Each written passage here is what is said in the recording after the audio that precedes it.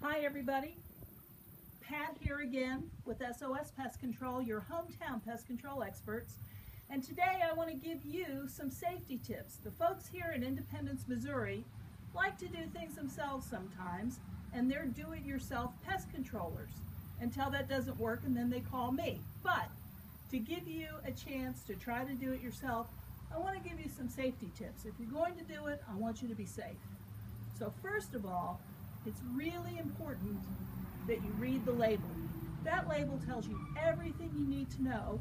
In addition to that, the label is in fact the law. If you violate that label, you could go to jail. So, just a cautionary note. First thing, you want to read the precautions. Sometimes it will tell you you need to wear long sleeves, or long pants, or boots, or wear a mask, or wear a hat to cover your head.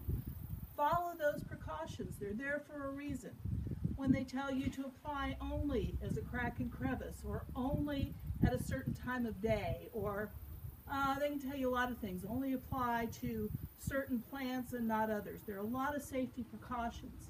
Almost every pesticide tells you do not apply to water where there are fish, and to be careful about birds. Once it's dry, it's usually pretty safe, but you don't want a lot of birds who are out in the morning flitting around if you're treating your trees outside.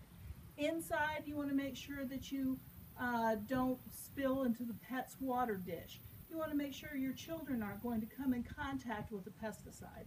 So you want to be very careful, and you'll find all this information on the label. Keep in mind that if those things don't work for you when applying a pesticide, that you can always call me, and I'm happy to answer your questions. I'll tell you one of the questions I always get. If it says to use 2 ounces, isn't 4 ounces better?